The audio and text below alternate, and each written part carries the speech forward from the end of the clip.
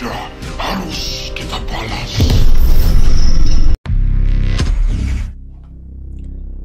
Hey, hey, hey. Selamat bergabung kembali di channel BB69. Sobat BB69, apa kabar kalian semua nih? Nah, hari ini baru aja rilis sebuah film superhero terbaru Indonesia. Nah, judulnya apa? Judulnya adalah Satria Dewa Gatot-Kaca. Jiwatma Gatot-Kaca. Jiwatma itu yang bisa membuka gerbang penjara yang mulia Aswatama. Kita menjemput kemenangan kita menghabisi seluruh keturunan Pandawa. Sekarang sudah bergabung dengan saya dua teman kongko BB69. Seharusnya ada 3, tapi satunya sepertinya akan menyusul selanjutnya. Oke, yang pertama ada Mas Bram. Apa kabar Mas Bram? Halo Mas Dewan, alhamdulillah kabar baik. Thank you udah diundang lagi buat ngobrol. Pastinya.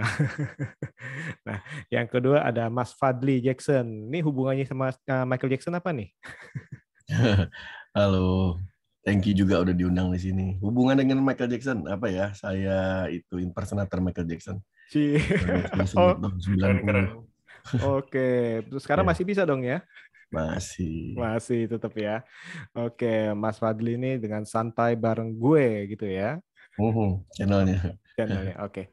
Nah, seperti yang kita tahu nih bahwa di Indonesia kan sebenarnya kan sudah ada beberapa film superhero lah dari zaman dulu bahkan ya, dalam arti dari tahun 80-an sudah ada Gundala yang era 80-an, terus sudah ada Rama kayak Superman gitu ya. Terus habis itu jangan lupa generasi 90-an itu ada Saras 008, ada Panji, Saras yang gini nih, ada Panji manusia milenium. Terus abis itu kemarin 2017 ada Valentine, terus abis itu ada Gundala. Nah, terus sekarang nih universe baru nih, Satria Dewa nih. Nah, Mas Bram sendiri itu melihat universe baru the superhero Indonesia ini gimana nih? Apakah dalam arti, aduh nggak usah lah, mendingan konsen ke satu aja, atau dalam arti ini malah menjadi satu kesenangan tersendiri? Jelas buat saya kesenangan sendiri ya.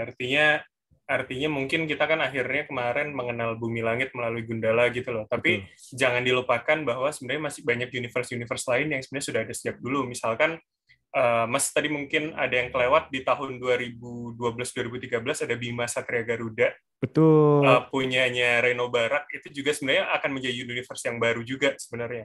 Dia jalan 3 season, terus season keempat si Satria Naga, kalau nggak salah, Satria Naga itu ternyata nggak jadi dirilis. Nah, menurut saya sebenarnya makin asik ketika kita semakin banyak universe gitu loh. Semakin banyak universe, semakin banyak pilihan, semakin dieksplor lagi apa budaya-budaya kita. Misalkan kita tahu di Bumi Langit ada apa, ternyata di Satria Dewa ini bakal macam-macam, misalkan akan ada Sri Kandi nih. Kayaknya kan seakan-akan Sri Asihnya gitu kan. Nah, ini menurut saya semakin menarik, kita semakin tertantang lagi untuk tahu siapa sih pemainnya gitu loh kalau nanti udah difilmkan. Jadi cukup menarik. Sama halnya kayak kita misalkan membandingkan antara DCU sama MCU ya. Mungkin kita ada yang suka dengan MCU yang populer, ada suka dengan DC gitu loh. Itu menarik. Sebenarnya juga jangan lupakan juga film-film lainnya kayak Garuda, istilahnya kan ada tuh Garuda superhero, terus juga Asia Man. Ya masih banyak sih sebenarnya superhero istilahnya yang baik itu yang secara serius, kita ngomong drama aksi serius, maupun kita bilang itu superhero komedi aksi seperti itu ya. Tapi sebenarnya itu sih film-film superhero Indonesia itu sebenarnya banyak seperti itu. Nah, Mas Fadli, kan seperti yang kita ketahui kan Satria Dewa Gatot-Kaca ini mengambil istilahnya tema dari buku Mahabharata ya, dari Batara Yuda ya. Nah, itu menurut Mas Fadli ini sebuah sebuah nilai positif, apa kesannya aduh ini kok kayaknya nyomot-nyomot aja nggak kreatif nih, gimana? Kalau dari sumber sebenarnya yang diangkat itu sebenarnya positif, ingin mengangkat kebudayaan bangsa Indonesia gitu kan. Cuman ya gimana ya, dilemanya adalah ya sekarang ini kan anak-anak kita, maksudnya anak-anak remaja ya di Indonesia khususnya, mereka lebih mencintai produk impor. Ya. Jadi tokoh-tokoh superhero pun juga ya udah mindsetnya emang udah ke MCU, ke DC. Nah ini jadi tantangan buat para filmmaker khususnya di Indonesia gitu. Jadi gimana caranya supaya bisa diterima sama masyarakat Indonesia gitu. Walaupun ceritanya brandnya brand lokal ya tantangannya di situ. Emang agak sedikit berat sih, agak sedikit berat gitu untuk generasi zaman now. Iya, Nih, terasa banget. kita ngomong ke Mas Fadli lagi nih. Sebenarnya Mas Fadli itu familiar gak dengan temanya nih? Kalau jujur saya nih lupa-lupa inget nih ceritanya nih, karena dalam arti cerita Mahabharata, terus istilahnya Mahabharatanya ya. yang saya tahu kan, oh ini istilahnya nanti ada si jahat, ada si baik, istilahnya kan seperti itu aja sih. Ada Pandawa, ada Kurawa, cuman itu doang sih. Nah, kalau Mas Fadli gimana nih? Kalau saya pribadi sih emang nggak terlalu mengikuti dalam arti kata mengikuti secara total untuk apa namanya kisah pewayangan ya. Tapi tahu beberapa tokohnya dan juga dulu saya pernah dilibatkan juga di salah satu pagelaran wayang besar di Taman Mini. Kebetulan saya dinobatkan menjadi cakil. Oke. Ya, waktu itu pada saat itu jadi ada teman kita, teman-teman di entertain, jadi membuat untuk gimana caranya mengangkat tokoh pewayangan ini dengan versi setiap pagelaran itu minimal bintang tamunya dari kalangan selebritis 2 gitu. Nah kebetulan dulu ada saat lagi pentas Fadli dipasangin sama Om Rey Saitapi gitu. Gue jadi cakil nih ceritanya gitu, dan gue sangat familiar dengan karakter punakawan kayak Gareng Petruk Semar, Bagong, itu memang udah tahu banget itu karakter-karakter mereka. Jadi kayak bukan spoiler sih, maksudnya pada saat kemarin nonton itu ada walaupun cuma satu scene tapi ngelihat banget detailnya. Dia nggak perlu jelasin ini punakawan, tapi dia jelasin dengan gambar jalan papan, nama jalannya Jalan Punakawan. Nah itu udah ketahuan banget, wah nih berarti istilahnya area bloknya dia nih, si Bagong Gareng Semar, dia nggak bakal keluar dari situ gitu. Walaupun cuma porsi sedikit gitu. Tapi emang sebenarnya sih agak gimana ya, itu yang kayak tadi aja punakawan tadi itu kalau kemarin sempat dengar dari penjelasan sutradaranya Mas Hanung ya, kan di film Gatot Kaca itu kan nggak ada maksudnya nggak ada unsur darah dan lain-lain karena memang genrenya mau dimasukin semua umur. Betul, gitu kan. Tapi di adegan punakawan ini loloslah itu dialog-dialog kenapa jadi open BO. Nah itu sangat amat disayangkan. Itu pas gue nonton, aduh ini kenapa kesini larinya gitu. Tahu juga mendingan rate-nya 13 tahun plus juga menurut gue nggak apa-apa sih, nggak masalah gitu. Daripada lebih baik ada darah-darahnya keren sekalian, udah open BO-nya masuk gitu kan, nggak masalah. Daripada udah mempertahankan, udah ngorbanin ininya nih apa namanya plot-plotnya nggak ada darah, nggak ada pokoknya nggak ada gore gitu ya. Tiba-tiba open BO. Anak kecil nonton ntar nanya mama open BO apa mama? Untung gitu. Anak saya nggak. Bisnis online mungkin. Untung anak saya nggak nanya loh. Soalnya anak saya kemarin itu nonton juga, saya kaget. Aduh, kok ngomong gini? Karena anak sekarang kan kritis, dia akan nyari tahu. Nggak nanya tapi langsung Google. Langsung Google open BO adalah. Nah gitu. Iya sih, itu salah satu yang saya kaget sih. Aduh, kok kenapa nih istilahnya keberadaan mereka ini istilahnya kita ngomong itu untuk mencair suasananya, kok komedinya kayak gini. Itu maksud saya. Sebenarnya masih banyak lagi yang bisa digali, nggak harus open BO sebenarnya. Masih banyak.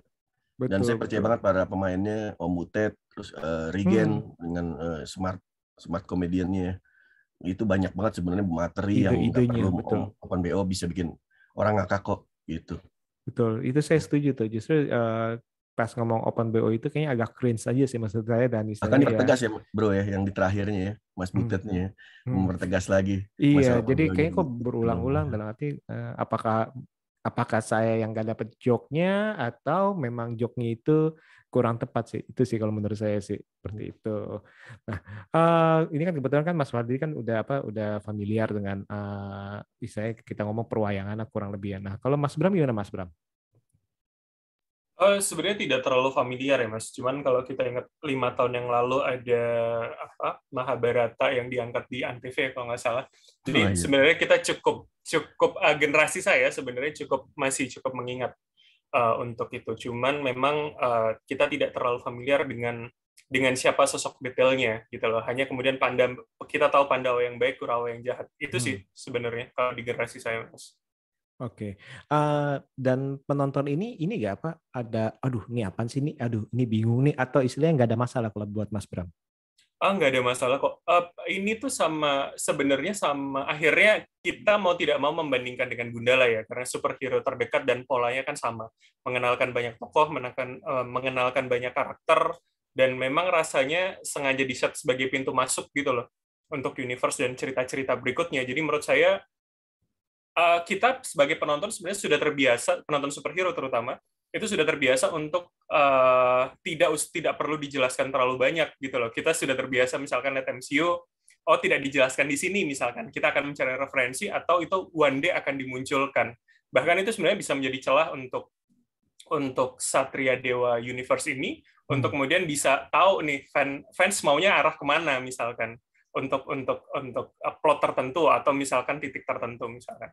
Jadi menurut saya tidak melihat kebingungan sih sebenarnya, walaupun sebenarnya secara big picture-nya saya juga masih meraba banget ya, apa dari cerita apa di adaptasinya, terus bagaimana menceritakannya kayak gitu Mas Dewan. Abis nonton ini langsung penasaran nggak nyari-nyari, aduh ini apa sih ini siapa sih ini gitu nggak? Saya personal sih belum ya, belum Okay. langsung akan mencari, cuman mungkin nanti setelah ada film kedua kesekian mungkin akan coba cari tahu. Oke, tadi Mas Bram juga ngomong bahwa di sini ini banyak karakter-karakter ya, seperti yang kita tahu kan Yuda, terus ada Agni, terus ada Dananjaya ya yang nanti akan jadi Arjuna ya. Nah, terus habis itu ada si Pandega, ada istilahnya ya tadi itu ada si GG dan lain-lain tuh. Ada Arimbi. Nah, dengan keberadaan berarti banyak karakter itu di dalam satu film nih. Di dalam film ini langsung diblok gitu. Bahkan Sri Kandi pun kan di sini kan kita juga dari awal juga udah penasaran nih kenapa nih polisi ini istilahnya disorot terus nih, pasti ada something nih, bener kan? Yeah. Nah, dengan memperkenalkan langsung di film pertamanya, menurut Mas itu apakah itu sesuatu yang positif atau istilahnya itu malah disayangkan? So far sih masih positif ya Mas, karena pengenalannya rasanya tidak segemuk dan tidak sebanyak Gundala. Kalau Gundala itu kita ingat banget semua villain kan keluar gitu ya, dengan anak bapak ya kalau nggak salah istilahnya ya. Bapak memanggil dan segala macam. Kalau kita ingat di Gundala itu kan banyak banget, bahkan kita cukup mungkin mengingat sosok-sosok yang unik tapi hanya diceritakan sedikit gitu loh. Nah, ini menurut saya tidak terlalu sebanyak itu, jadi sebenarnya masih akan bisa banget untuk dilanjutkan. Bukan sesuatu hal yang buruk menurut saya pengenalannya, apalagi kita sudah tahu misalkan Sri Kandi akan di ranah apa sih dia bermainnya. Dia polisi misalkan. Bagaimana kemudian sosok Arjuna dimunculkan sedikit dan one day dia akan menjadi Arjuna gitu loh. Jadi menurut saya masih oke lah, tidak terlalu mencoba menyisipkan terlalu banyak rasanya. Walaupun sebenarnya cukup disayangkan Sri Kandinya agak kurang ngetis kayak Sri Asih gitu ya, kemunculan Pevita di Gundala yang dia bisa ngebalikin mobil saat kejar-kejaran ambulans gitu loh. Gitu sih. Soalnya mungkin kan yang dipersiapkan kan Dananjaya kan. Iya benar. Fokusnya nggak ke situ ya. Fokusnya ke situ dulu. Ini saya salah fokus kayaknya. Saya doang yang salah. Ini harusnya mesti ini ngundang satu wanita ya. Jadi saya langsung deh, nggak bisa dong Dananjaya dong mestinya dong. Dari ototnya ya Mas Fadli ya. Nah, Mas Fadli gimana Mas Fadli kalau dari melihat karakter-karakter yang ada nih? Nggak masalah. Kalau untuk Satria Dewa Gatot Kaca kemarin nggak terlalu bermasalah sih. Karena yang penting porsinya masih sesuai, nggak menutupi maksudnya karakter yang lain ya. Selama itu masih komposisinya kejaga, ya no problem ibaratnya. Kayak kemunculannya si Bro Fedi Nurir juga kan. Gitu walaupun akhirnya gitu kan. Jadi nggak apa-apa. Itu kaget nggak? Kenapa? Kaget nggak? Ya lumayan kaget. Ternyata cameo. Ini nanti akan keduanya nih gitu kan. Justru saya yang kaget sebenarnya bukan karakter sih yang kaget. Apa yang kaget? Untuk sekelas film besar ya, aku menyebut film besar apalagi superhero Indonesia, Satria Dewa Gatot Kaca. Justru aku kagetnya adalah unsur cara masuknya pihak sponsor yang terlalu kotor dan jorok loh. Itu sih yang aku bahas. Permasalahin. Sebenarnya harusnya bisa dibikin lebih kreatif lagi gitu. Gimana? Ya contohnya misalnya kayak si siapa namanya, si Gatot Kacanya ya, si Rizky kan makannya permen itu kan. Permen Yang nggak itu. perlu juga makannya diginiin gitu Pak, kelihatan frostnya nggak perlu. Sebenarnya bisa lebih kreatif, misalnya contoh itu kan kalau frost kan kebiasaan kita kan kalau makan kan dibuka kayak cek bunyi gitu ya. Nah itu dia punya ciri khas. Jadi misalnya dia punya ciri khas nih orang nih, hero-nya ini, gue mau makan permen, mau apa, grogi dikit makan permen, grogi dikit makan permen, mungkin bisa dilihat seperti itu. Atau pada saat ribut jeder, dadanya kepukul, di jaket nyekep, pas jatuh musuhnya udah pergi, anjir nih permen gue pecah. Dengan begitu aja orang juga udah tahu itu gitu. Nggak perlu jorok banget, harus ya kita kalau orang produksi bilangnya jorok banget ya bahasa produksi film maupun iklan gitu, yang terlalu dibuka kulkas langsung larutan penyegar semua kulkasnya gitu. Hey, emangnya nggak ada apa-apaan lagi sih kulkasnya gitu. Lu habis jadi apa, habis jadi Gatot Kaca terus lu panas dalam gitu kan. Damn man, asli. Iya gitu deh. Oke, Mas Rivo nih. Ini seperti yang tadi Mas Fadli bilang ini mengenai apa? Mengenai tanda kutip kotor nih, istilahnya terlalu kasar atau istilahnya hard selling kita bilangnya. Nah, di mana produk itu dikasih tunjuk. Nah, mungkin nggak nih? Ini ada beberapa kemungkinan yang saya pikirkan nih. Yang pertama, karena kita sudah mengenal produk itu, berarti kita udah mengenal produk itu, jadi kita langsung kalau ngeliat itu, ini nih jualan nih, ini cuma promo doang nih. Nah, namun kan kalau kita lihat ini, kayak tadi itu saya bilang itu, saya itu nonton Hustle itu benar-benar gamblang tuh memperlihatkan kotak pizza tuh, Pizza Hut tuh benar-benar ketiplek gitu, kelihatan mereknya. Ataupun McD M-nya tuh benar-benar kelihatan tuh, benar-benar disorot tuh. Terus belum lagi KFC. Nah, itu 3 makanan yang pokok tuh yang kelihatan tuh. Nah, terus di Drakor tentunya itu kan ada tadi saya bilang itu permen kopi. Nah, yang permen kopi itu kita langsung wah itu permen kopi tuh, ini promo nih. Tapi karena ini di Korea Selatan, kita ketutup oleh rasa bangga. Wah, produk lokal kita nih. Nah, itu jadi kita maafkan atau malah kita bangga. Oh, kalau bisa tuh sorot tuh lebih ini lagi dalam arti. Tapi misalkan kalau produk lain, produk lokal mereka misalnya soju dan lain-lain itu kita padahal mereka kan pasti ada promo tuh setiap kali tuang soju ini segala macam itu sebenarnya mereka kan produk placement juga tuh. Nah, itu yang pertama. Kalau yang kedua itu oke, yang pertama dulu deh. Menurut Mas Vivo itu apakah itu karena begitu kasar atau karena kita memang sudah mengenal jadi kita merasa terganggu? Iya, kalau menurut saya sebenarnya penempatan produk dalam sebuah karya itu tidak pernah ada masalah ya. Bahkan dalam sinetron-sinetron yang sudah jelas-jelas hard selling gitu.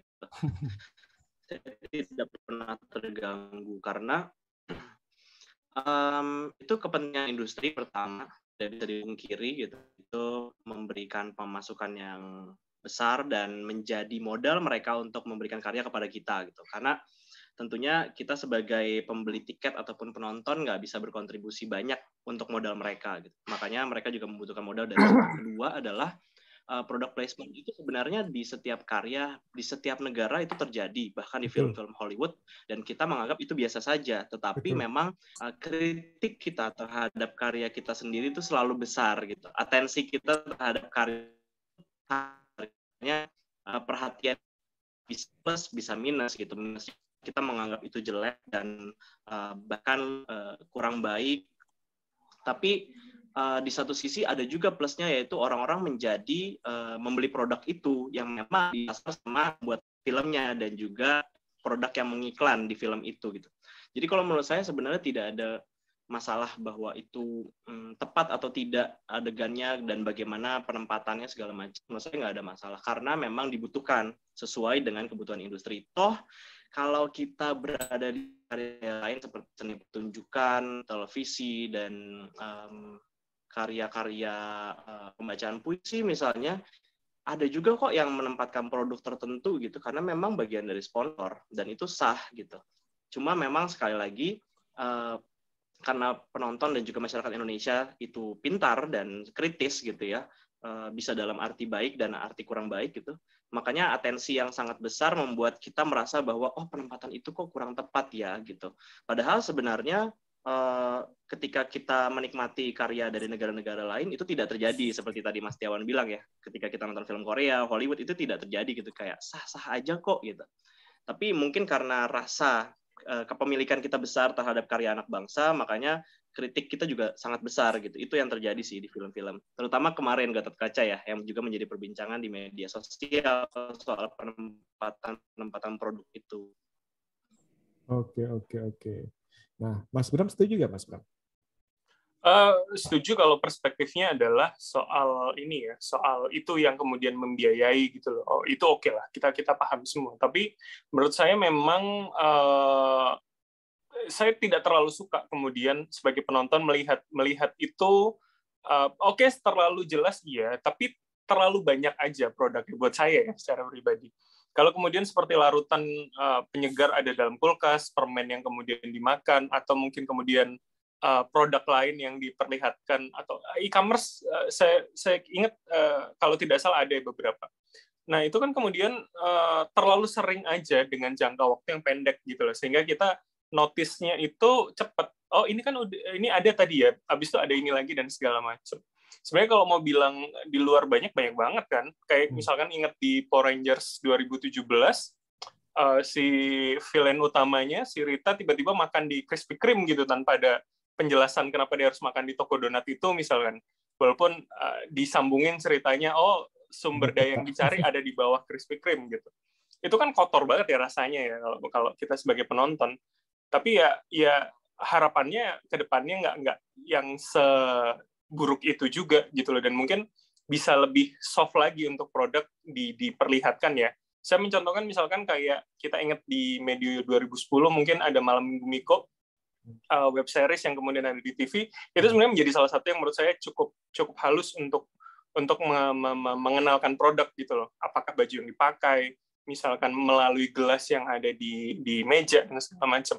Jadi tidak gamblang kemarin lah, tiba-tiba buka kulkas ada rendengan botol.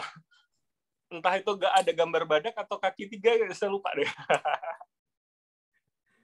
Jadi itulah rahasia kekuatan belajar dari benernya. Bisa belajar dari ADC sebenarnya, karena perusahaan yang sangat independen katanya di Mouse Film itu ternyata menempatkan juga kok produk-produk besar gitu seperti L'Oreal dan Traveloka, tapi halus sekali, bahkan kita juga nggak sempat gitu menyadari atau bahkan mengkritisi itu di media sosial gitu.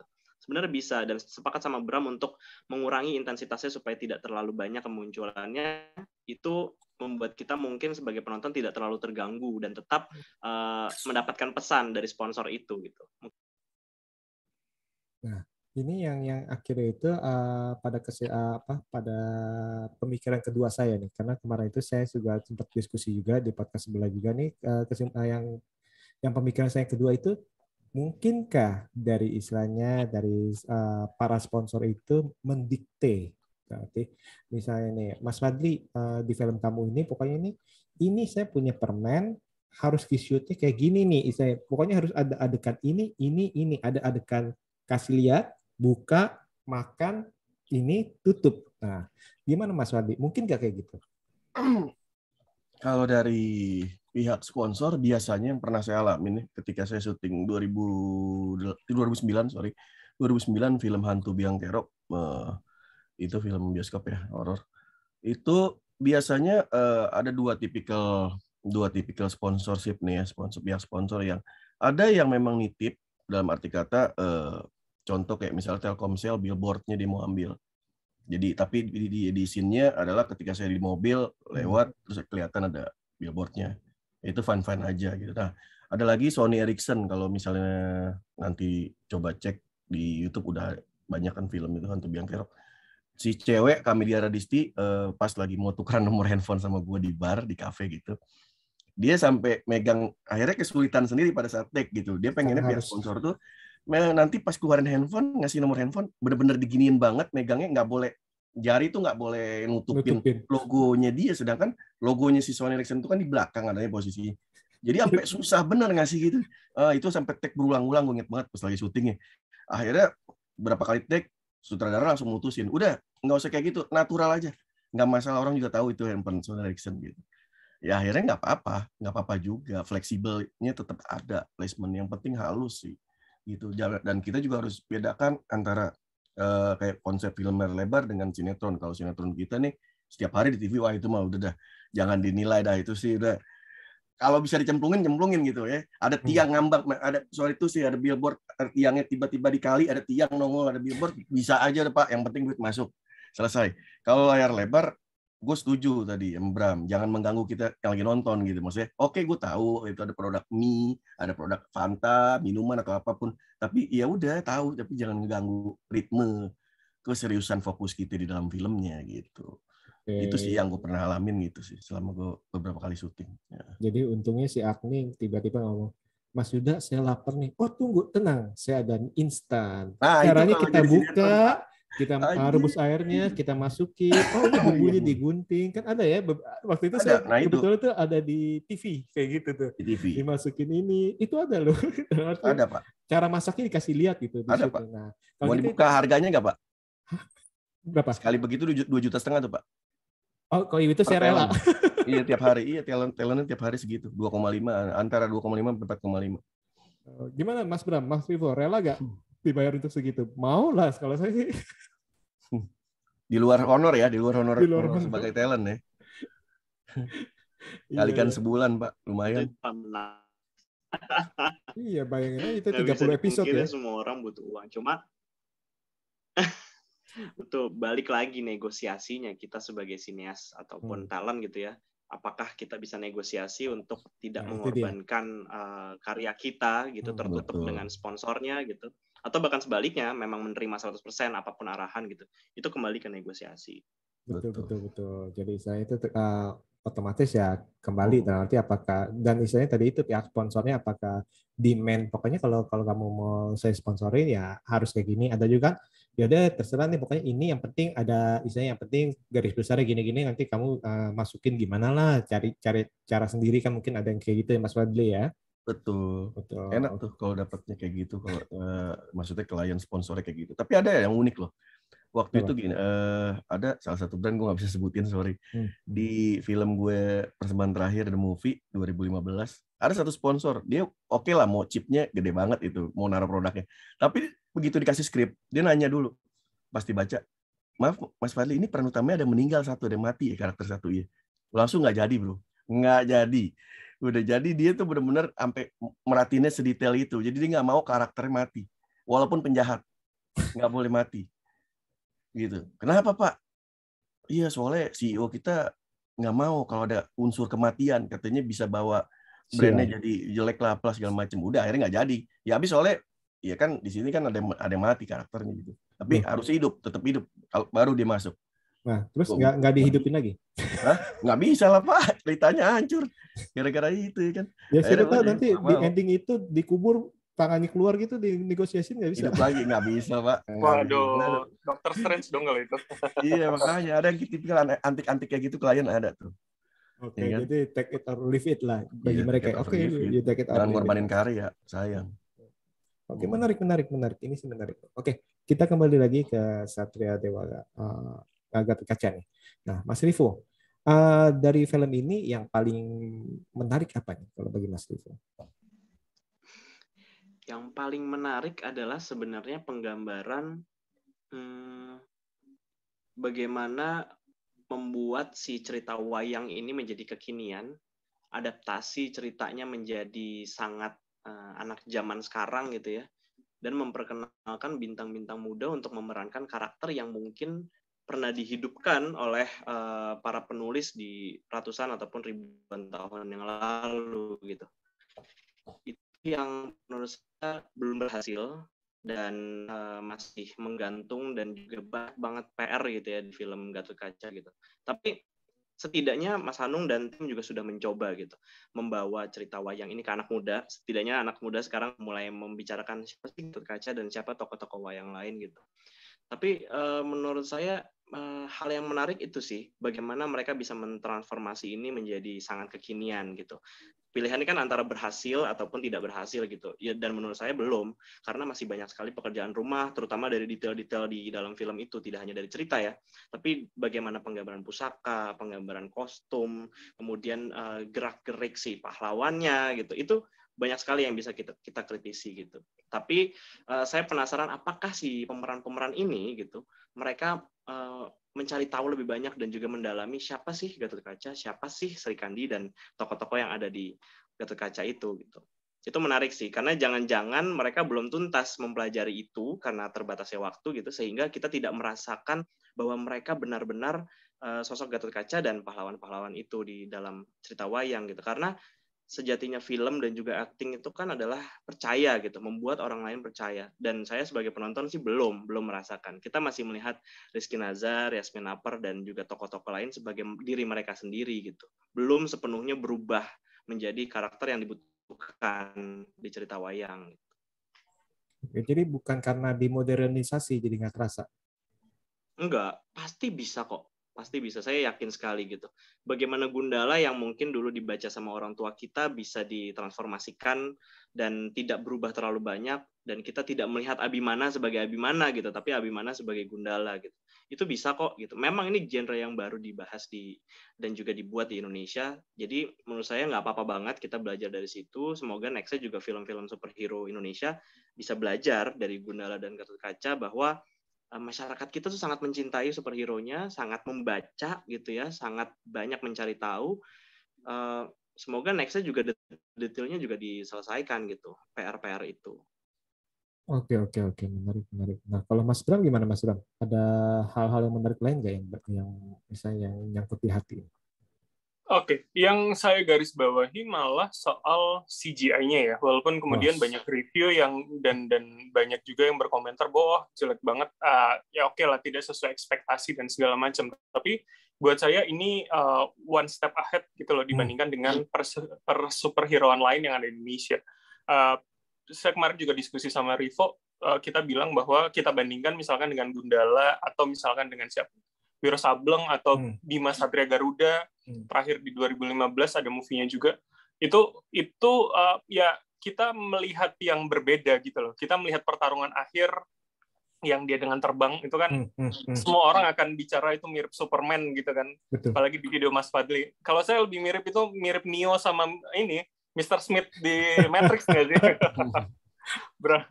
Berantem di langit dan segala macam, itu yang malah menarik perhatian dan menurut saya malah saya apresiasi besar banget di situ, karena untuk secara cerita, untuk secara plot saya masih menganggap ini kurang sih buat saya gitu ya, apalagi adaptasinya menurut saya cuman saya masih menganggap budaya dan cerita asli itu hanya sebuah tempelan di dalam apa ya, pengerjaan ini gitu loh. Satu contoh misalkan ini kita tahu walaupun mengatakan kotanya Astinapura, tapi kita tahu ini ada di mana, terus kemudian masih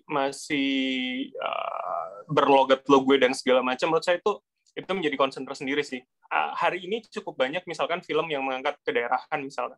Kita tahu ada Ngering Resdap dengan Bataknya, ada Sri Mulat kemarin dengan Jawa Solonya, Yuni dengan Jawa Serangnya. Menurut saya sebenarnya ini hal yang menarik untuk kemudian diangkat dan juga rasanya akan lebih ngeblend ketika kita bicara soal dari mana budaya si Gatot-Kaca itu berasal gitu loh. Bukan dari India ya, tapi artinya itu kan sudah diadaptasi dengan kultur Jawa, dengan kemudian adaptasi yang ada di Jawa, misalkan seperti Punokawan versi asli Indianya kan tidak ada sebenarnya. Kayak gitu sih. Jadi menurut saya malah lebih tertarik CGI-nya gitu loh. Jadi hal dasarnya malah secara cerita penggambaran saya malah merasa kurang gitu, Mas Tiawan. Kalau saya pribadi setuju sama Mas Bram itu, dalam arti CGI-nya itu ya gini lah, kita sebagai penonton itu harus ngerti, jangan udah keseringan nonton MCU, DCU, bahkan saya di CW, saya superhero CW, dalam arti iya budgetnya kan jauh, dari budgeting juga jauh dalam arti, dan ini menurut saya sih saya cukup menghargai dan cukup keren sih dalam arti itu, ini keren sih menurut saya sih ya. Bahkan ya salah satu yang saya ini seperti Superman and Lois menurut saya sih, saya berani ngomong dalam arti cukup oke, dalam arti walaupun hanya tanda kutip nggak lama kita ngomongin, tapi ini cukup kemajuannya cukup lumayan bagus sih menurut saya sih, karena saya juga sempat bilang juga bandingkan dengan film-film Tiongkok. Nah ini Tiongkok ini berani nih, dalam arti mereka itu banyak sekali keluarin film-film baru tuh. Dari waktu itu di awal itu, CGI-nya bener-bener, wah pokoknya bener-bener ketahuan banget tuh.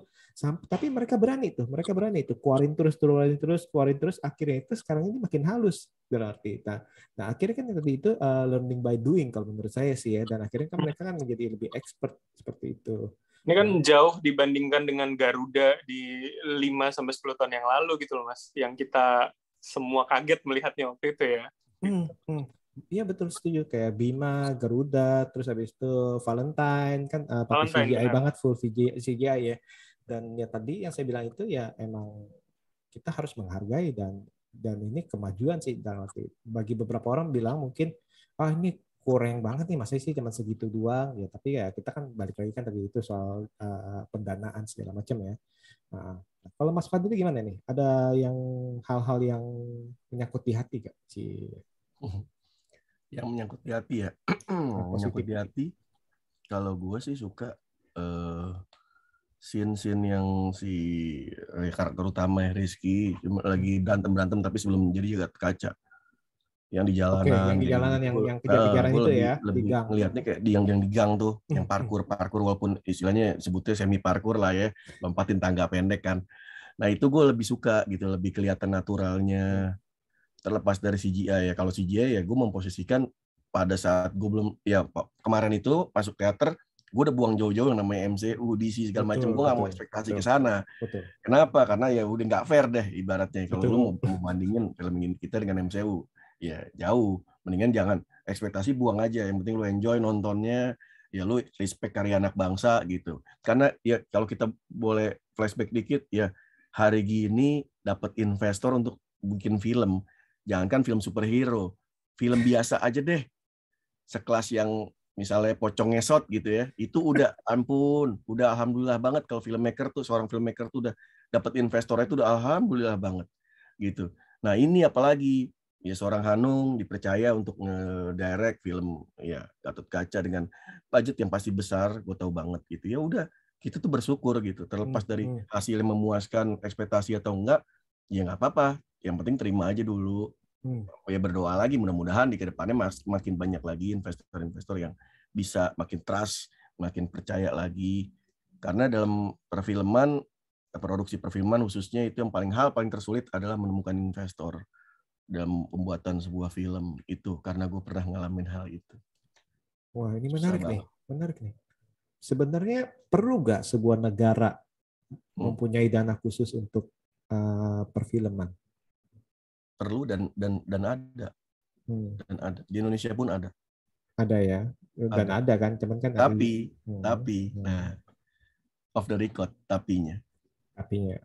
Ya. Gitu. Dibanding kita gue menyampaikan ini mungkin tipis-tipis ya, gue nggak berani banyak-banyak. Kalau mau banyak-banyak secara after personal aja. Karena jujur gue gue kan awal, kalau boleh flashback sedikit, gue kan awal ini terjun di entertain as an actor itu dari tahun 90 di depan layar. Dan gue dipercaya dapat untuk membuat sebuah produksi film lebar gue 2 kali, di tahun 2009 dan 2013 yang lalu ya. Dan itu benar-benar pure mencari investor sendiri.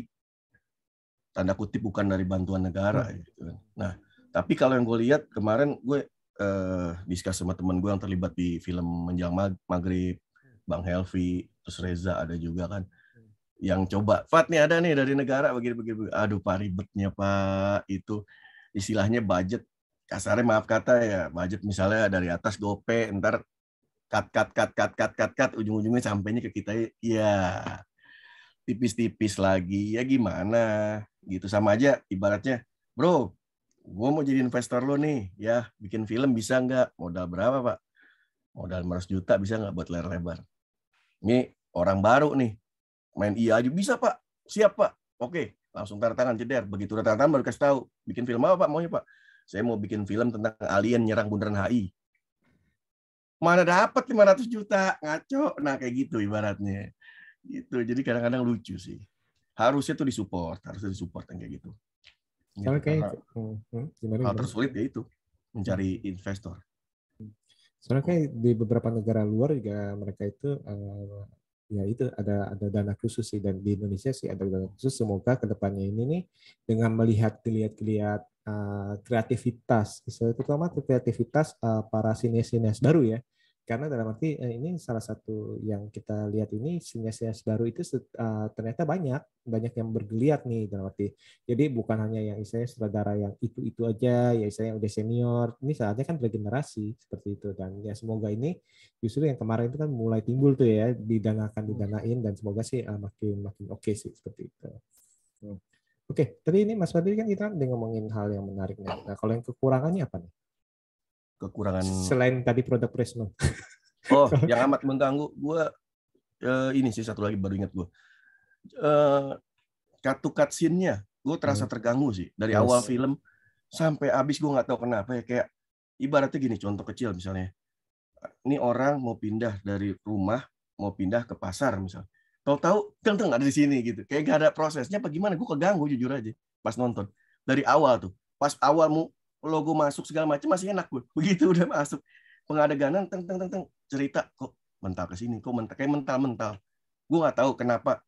Ya, gue juga bingung Mas Hanung kok kayak gini gitu di sini. Gue nggak tahu karena memang Mas Hanung nggak bukan, sebenarnya Mas Hanung tuh kan genrenya biasanya drama ya. Karena gue kenal Mas Hanung dari awal banget. Beliau dulu pernah nyutradarain, gue terlibat di filmnya Catatan Akhir Sekolah. Itu detailnya banget Mas Hanung bener-bener gitu. Sampai bahkan sorry to say off the record, Mas Hanung pernah waktu pada saat syuting bareng gue Catatan Akhir Sekolah, dia itu sampai pingsan di lokasi pada saat ngedirect. Karena harus ngulang adegan openingnya yang 8 scene one shot itu. Dia seorang yang sangat detail dan memperhatikan scene by scene, nggak boleh ada jumping segala macam ya. Tapi gue nggak tahu Mas Hanung yang sekarang kenapa begitu gitu. Agak kaget juga sih, agak terasa terganggu. Gue nggak tahu kalau teman-teman apakah ada berperasa kayak gue ngerasain juga atau gimana, apa gue doang gitu. Apa durasinya gitu kali? Jadi seharusnya itu durasinya jauh lebih panjang, extended. Extended. Harusnya ini serius dong. Enggak ya? Belum prosesnya. Perpindahan antar tiap scene tuh terganggu banget. Itu kalau gue. Gimana Mas Rivo? Setuju nggak atau ada hal yang lain yang diperhatikan? Ini menarik karena nonton Gatot Kaca kemarin kayak melihat ini film bukan karya Hanung Bramantyo gitu. Kita tahu film-film banyak dan besar dan beragam genrenya, dan sebagian besar ya penontonnya gila-gilaan jumlahnya gitu, dan kita tahulah karakternya Mas Hanung gimana gitu dalam film. Tapi kok ini tidak seperti film Mas Hanung ya gitu. Jadi seperti bukan kecewa gitu, tapi malah heran gitu karena kita seperti tidak melihat karya ini yang dihasilkan oleh Mas Hanung gitu. Apakah memang ini ada sebuah tim di belakang sana yang memang menghasilkan film ini, kemudian berada di bawah arahannya Mas Hanung gitu ya, tidak in charge langsung di lapangan gitu, atau ya seperti tadi Mas Fadli bilang, Mas Hanung itu sangat detail gitu, bahkan dalam setiap filmnya kita melihat banyak hal yang terlalu detail gitu ya, durasinya sangat panjang biasanya film gitu. Tapi di film Kaca banyak sekali yang miss gitu.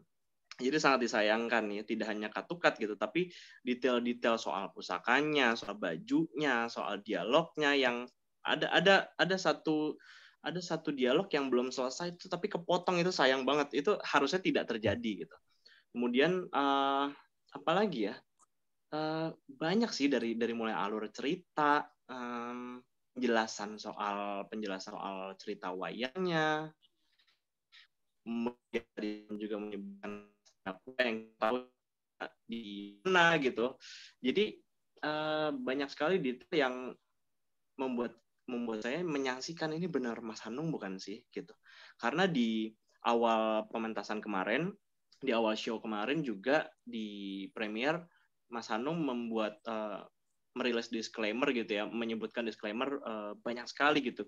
Jadi saya merasa kok jadi terlalu banyak alasan yang membuat kita harus sekali memaklumi film ini apa adanya gitu. Padahal menurut saya sebagai sineas pasti dia harusnya berusaha sebaik-baiknya. Kita tahu film ini diselesaikan berapa tahun gitu ya, cukup lama dan dengan budget besar gitu. Ya seharusnya disclaimer itu tidak dilakukan sih di awal gitu. Jadi kemarin sempat disclaimer bahwa harusnya 4 kota menjadi 1 kota, harus harusnya berapa set menjadi berapa set, harusnya berapa jumlah pemain jadi sekian, harusnya budget berapa jadi sekian. Menurut saya itu terjadi kok di semua film yang syuting selama pandemi. Tapi baru sekali yang saya saksikan sineasnya melakukan disclaimer seperti itu. Jadi kemarin sempat juga ngobrol sama Mas Hanung sih, kayak kok kayak bukan Mas Hanung ya, dan kayak bukan karya Mas Hanung gitu. Jadi banyak sekali teman-teman yang juga bertanya-tanya. Oke. Nah, Mas Bram, mungkin nggak karena dalam arti ini merupakan genre baru buat Mas Hanung, ataupun yang tadi saya bilang ini terlalu banyak yang ingin diceritakan di dalam satu film nih, istilahnya benar-benar mau ditumpuk semua nih, atau memang Mas itu merasa kejanggalan, Masnya merasa seperti apa? Oke.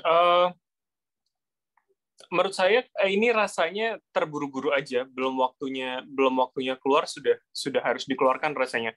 Saya sepakat dengan Mas Fadli tadi soal film ini rasanya memang passingnya terlalu cepat, jadi bikin kita bingung. Misalkan kayak kalau saya fokus di adegan pertarungan terakhir ya, itu menurut saya terlalu banyak potongan yang jumping rasanya antar scene saat berantem misalkan. Atau kemudian ketika berantem sudah gambarnya digelap, itu kemudian terlalu close up ke mereka berdua misalkan. Atau mungkin kalau teman-teman ingat ketika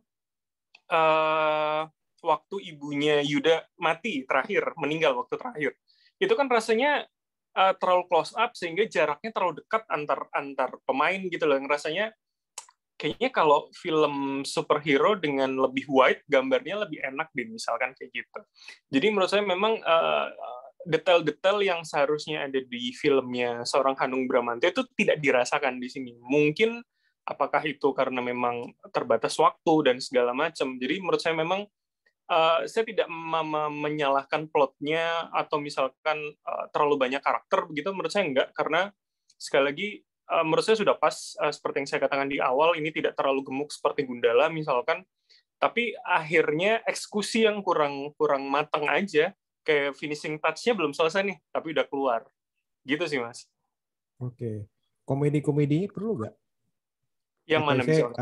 Komedi-komedi yang sepanjang filmnya. Kan ada tuh karakter-karakter yang pelepas tawa segala macamnya. Kalau komedi dalam ini ya, saya nggak tahu itu mungkin jokes ringan yang antar pemain utama sih menurut saya kayaknya kurang deh. Atau mungkin frekuensi saya tidak di situ ya. Jadi saya merasa itu kayaknya nggak perlu untuk diucapkan, misalkan kayak ketika Agni dan Yuda ada di rumahnya waktu terakhir, waktu yang lagi gombal dan segala macam, itu kayaknya menurut saya jadi mengurangi kita identifikasi kita sebagai penonton terhadap karakternya sebenarnya. Ini mau arahnya kemana sih misalkan gitu sih. Tapi kalau misalkan untuk Punokawan saya sepakat bahwa walaupun itu terlihat terpisah 4 orang itu, tapi itu malah ngena banget dan kita inget banget dengan 4 orang dan berharap bahwa 4 orang itu akan ada, 4 karakter itu akan ada lagi di berikutnya gitu loh. Oke. Nah, sekarang ke Mas Fadli. Dari segi aksinya gimana nih? Ini kan Kang Cecep sama Kang Yayan nih. Terus habis itu ada aksi-aksi lainnya nih. Tadi kan sempat ngomong yang sukanya itu dengan adegan-adegan justru yang naturalnya nih. Sebenarnya kalau dari segi yang pas segi tarung nih, kita ngomong tarung antara Kang Cecep, Kang Yayan, atau antara Kang Yayan sama Rizky. Nah, itu gimana nih kalau menurut Mas Fadli? Kalau menurut gue, untuk masalah tarung fighting scene-nya, ya sama seperti Kang Yayan suka bilang, kurang greget. Bahasanya gitu sih. Kurang greget. Gue nggak tahu kurang gregetnya karena gimana ya.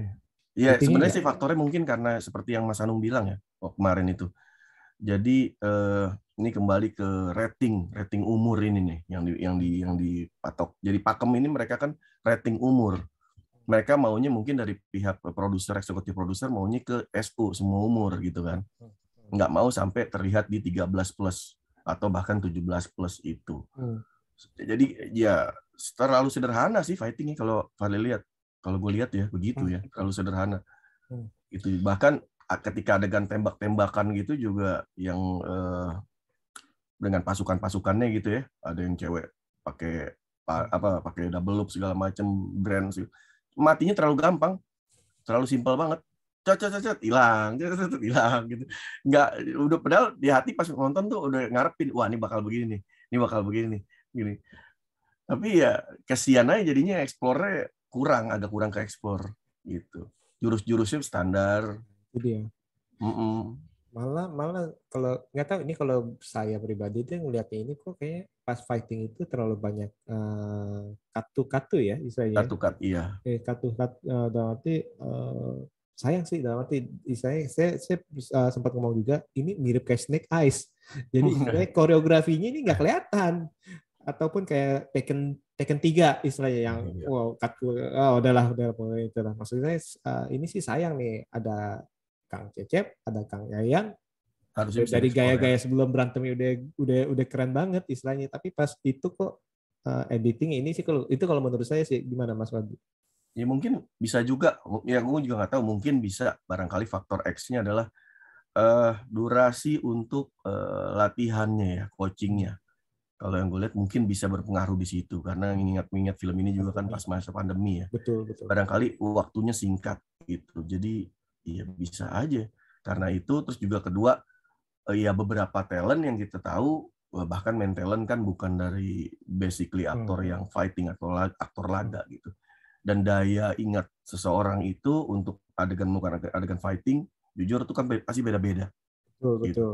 Jadi di sini gue tahu banget Kang Yayan dan Kang Cecep bukan hanya bermain sebagai aktor laga di situ, tapi dia juga menciptakan koreo. Mungkin the whole semua karakter koreonya beliau yang menciptakan gitu.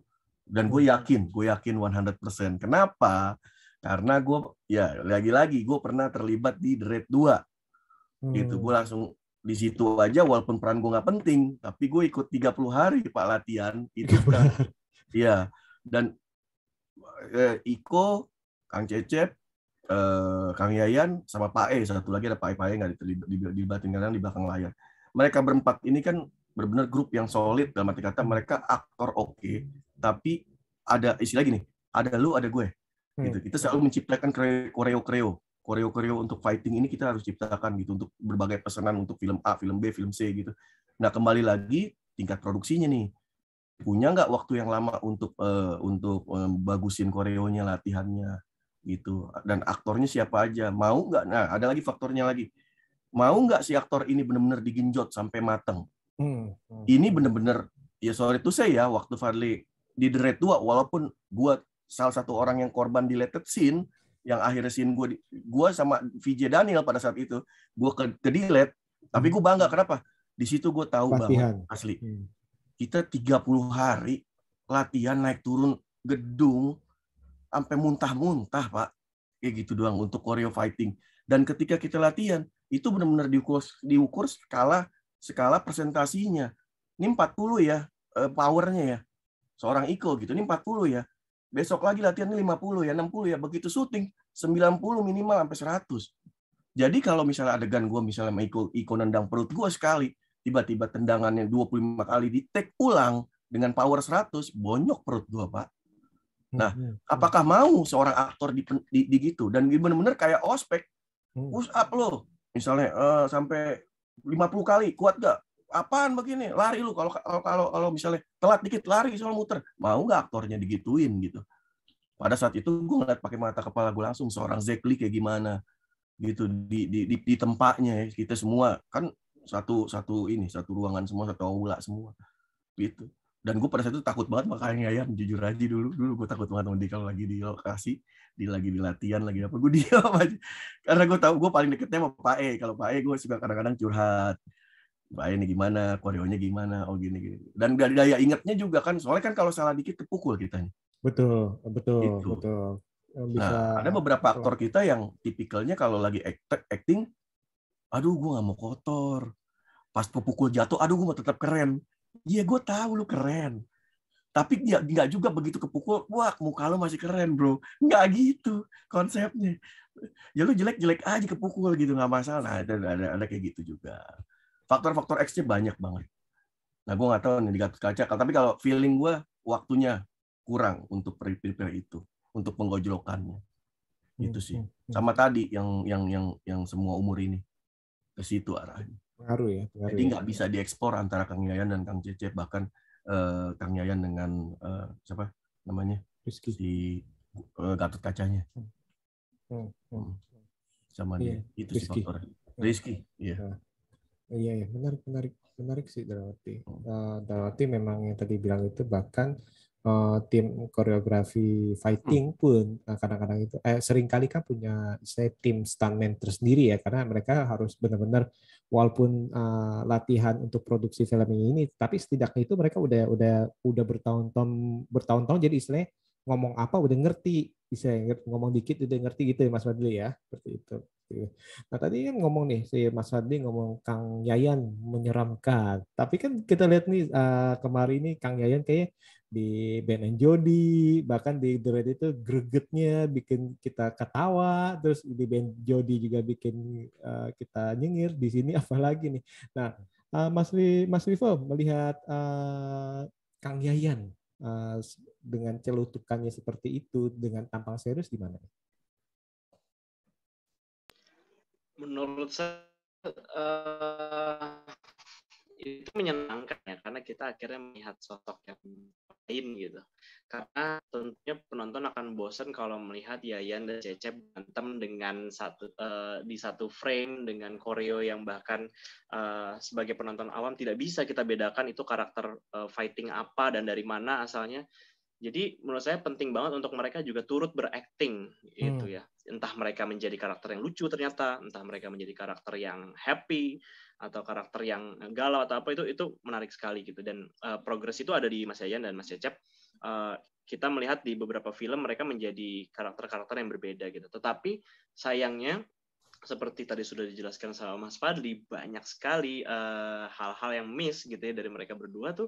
Menurut saya karena memang kualitas seorang aktor tuh ditentukan juga dari waktu latihannya gitu.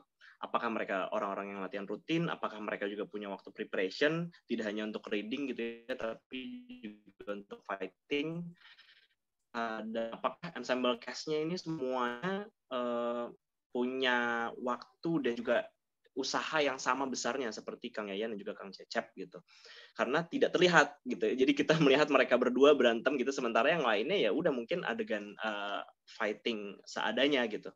Dan juga kalau saya juga menitik beratkan kepada kamera works-nya gitu. Kita tidak melihat pergerakan kamera yang sangat dinamis gitu, padahal adegan berantem itu kan bisa 360 derajat gitu ya, bisa kita capture gitu, bahkan dari atas, dari bawah.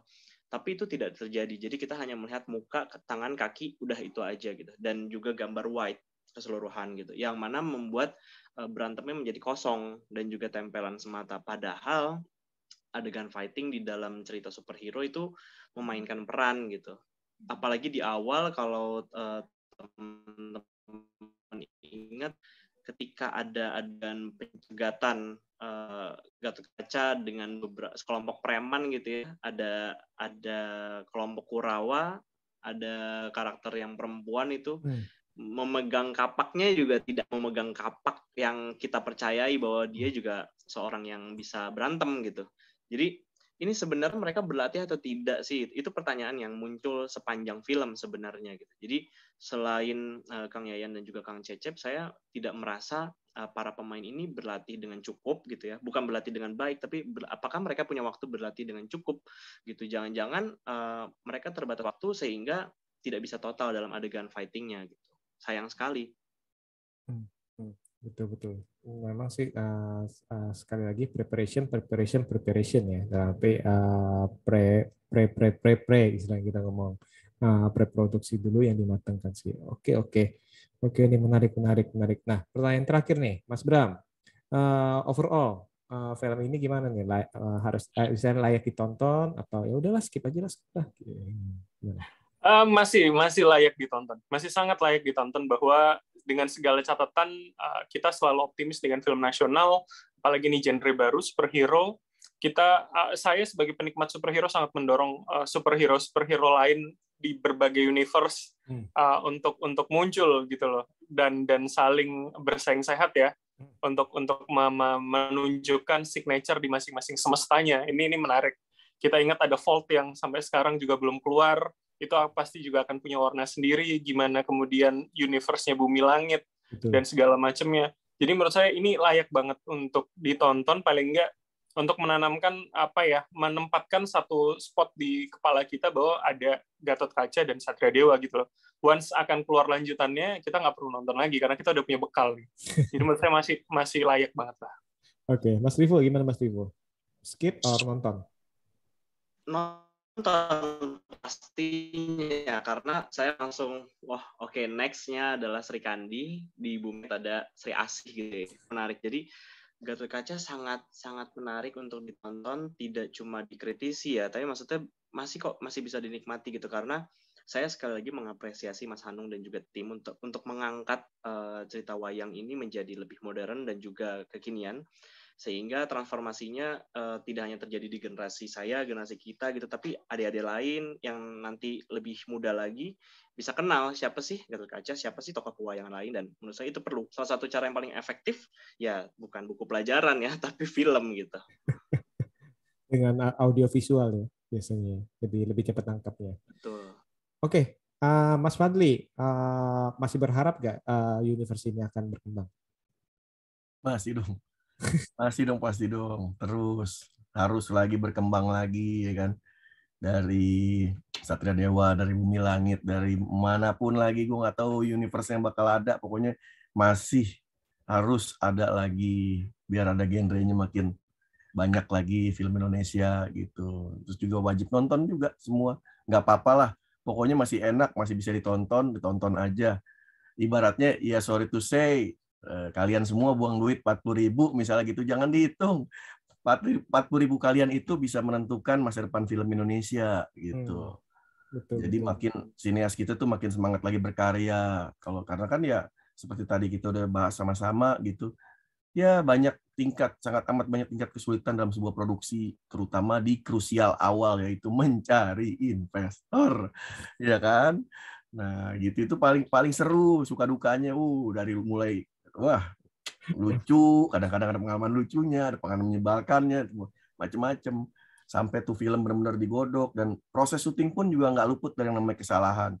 Kadang-kadang ada yang namanya tim ribut sana sini per divisi, ya, divisi gambar, divisi lighting ribut di lokasi, macam-macam, ada yang seperti itu.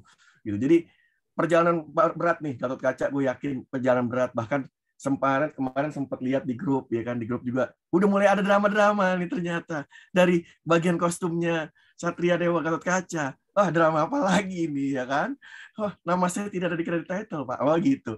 Ya itu makanya udah melalui proses yang panjang gitu. Jadi ya wajib ditonton aja, nggak apa-apa. Bawa anaknya, ntar anaknya nonton Gatot-Kaca, kenalin ke anaknya, nah ini superhero. Kalau udah punya anak gitu kan, ini superhero Indonesia, nah.